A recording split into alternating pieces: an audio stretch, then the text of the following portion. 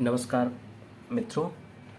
आज पुनः हम लोग एक नई क्लास में उपस्थित हैं नई वीडियो के साथ। आज हम लोग अपने एक्टिव वॉइस और पैसिव वॉइस को आगे बढ़ाते हुए आज इम्परेटिव सेंटेंसेस का हम लोग रूपांतरण देखेंगे। कैसे एक्टिव से पैसिव वॉइस में हम लोग उसका रूपांतरण करते हैं। पहले तो हम लोग देखेंगे कि इम्परेटिव सेंटेंसेस होते क्या हैं। Imperative sentences, imperative sentence, imperative sentence यानी इसकी हिंदी हम लोग देखें तो आज्ञा सूचक वाक्य। आज्ञा सूचक वाक्य ऐसे वाक्य जिनसे order, request, command, permission, advice आदि का भाव व्यक्त हो। आदेश का, प्रार्थना का, नियंत्रण का, किसी को अनुमति का, सलाह का, यदि इस प्रकार का बोध आपको किसी वाक्य में देखने को मिले, भाव व्यक्त हो, तो हमारा वह सेंटेंस होगा, वो इम्परेटिव सेंटेंस होगा। अब इम्परेटिव सेंटेंस का हम एक्टिव से पैसिव वॉइस कैसे बदलेंगे। यदि किसी वाक्य से आपको ऑर्डर का बोध व्यक्त हो, ऑर्डर का या कमांड का, ऑर्डर का या कमांड का बोध व्यक्त हो, तो ऐसे वाक्यों को एक्टिव से पैसिव बनाने के जो नियम है वो लेट से शुरू होते हैं। Let plus subject plus be plus क्रिया का थर्ड फॉर्म। इस रूल के आधार पर हम लोग आज्ञा सूचक वाक्यों का एक्टिव से पैसिव बना सकते हैं। जैसे कोई आपके सामने कोई एक्टिव वॉइस दिया हुआ है, जैसे कि bring the pen, bring the pen, कलम लाओ, यह ऑर्डर का भाव व्यक्त हो रहा है। तो इसका जब हम पैसिव बनाएंगे, तो पैसिव जब बनाएंगे तो रूल जो हमारा लिखा हुआ है कि let plus subject plus be plus V3, उसी के आधार पर हम लोग इसका रूपांतरण करना शुरू करेंगे। तो यहाँ द पेन हमारा सब्जेक्ट के प्लेस पर आएगा और इस वाक्य की शुरुआत हम किससे करेंगे, लेट। तो let the pen be, bring क्रिया है तो ब्रिंग का थर्ड फॉर्म हो जाएगा ब्रॉट। तो let the pen be brought. एक उदाहरण और देखें।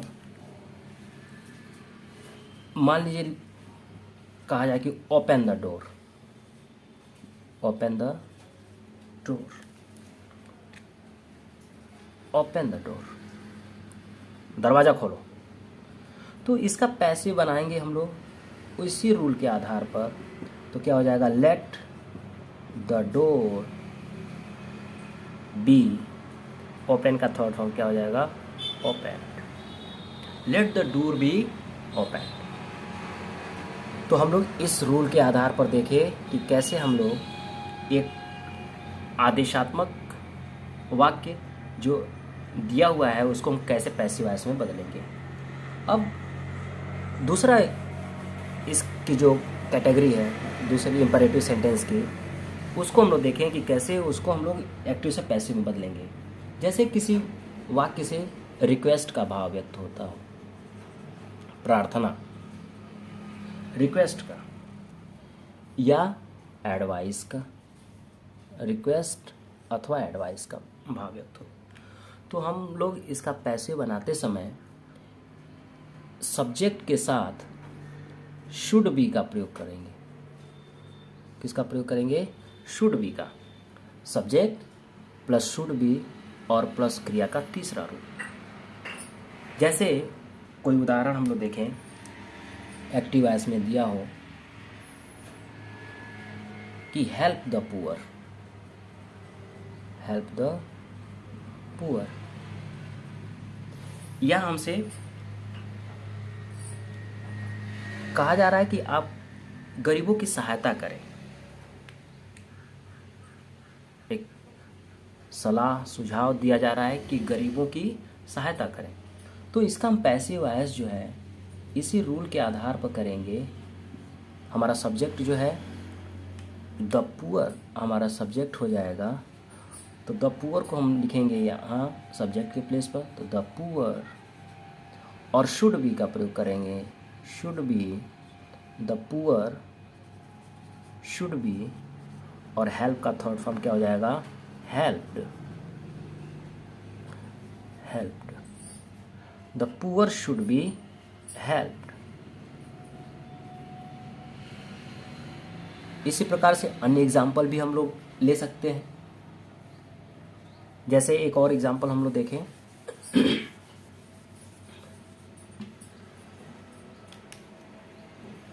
जैसे love your country.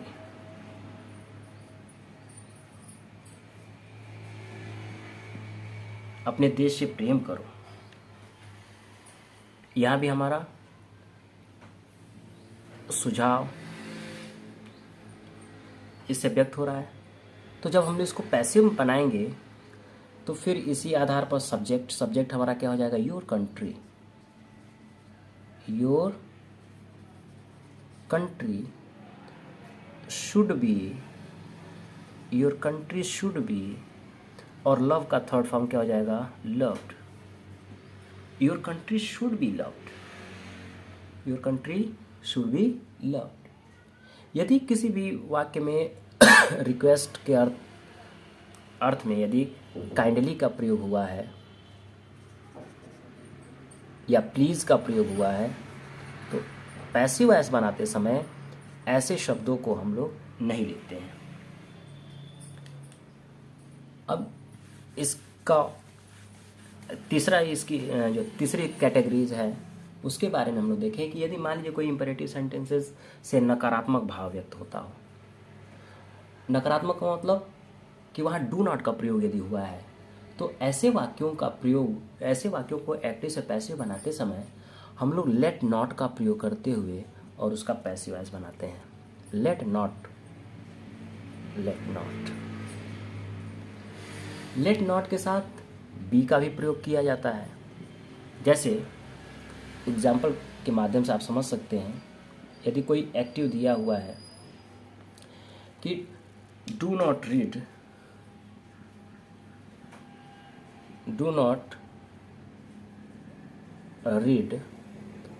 A bad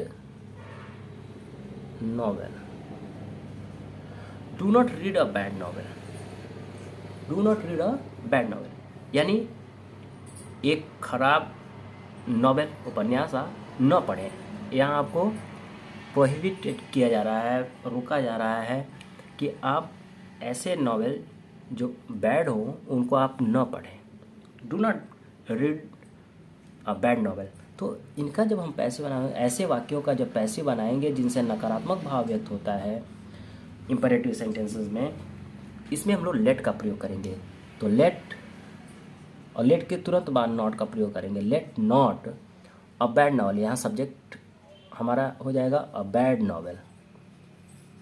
late not a bad novel be, और क्रिया का तीसरा रूप let not a bad novel be red.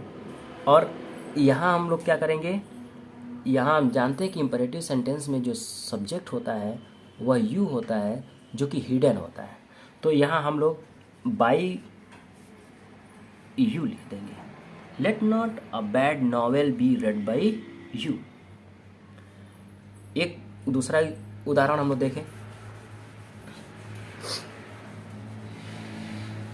मान लीजिए कह दिए कि do not defend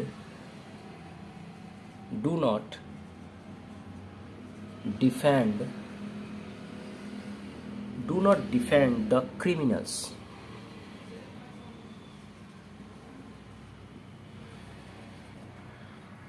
do not defend the criminals यानी अपराधियों का बचाव न करें। Do not defend the criminals, अपराधियों का बचाव न करें। तो ठीक जैसे पिछला उदाहरण हम लोग देखे, उसी के आधार पर इसका भी हम लोग पैसिव वॉइस में प्रयोग करेंगे लेट नॉट का प्रयोग करते हुए। तो क्या हो जाएगा, let not the criminals, let not the criminals be defend, तो डिफेंडेड हो जाएगा, let not the criminals be defended. इस प्रकार से हम लोग इम्परेटिव सेंटेंसेस में यदि कोई एक्टिव वॉइस दिया हुआ है तो कैसे उसको पैसिव वॉइस में बदलेंगे, लेट का प्रयोग करते हुए, लेट नॉट का प्रयोग करते हुए, शुड बी का प्रयोग करते हुए हम लोग देखें कि कैसे हम एक्टिव से पैसिव वॉइस में उसको बदलें। इस प्रकार से हमारा एक्टिव और पैसिव वॉइस का जो क्लासेस है वो समाप्त होती है। यदि आपको मेरे वीडियो अच्छे लगे, उपयोगी लगे, तो प्लीज़ इसको सब्सक्राइब, शेयर और लाइक अवश्य करें। धन्यवाद।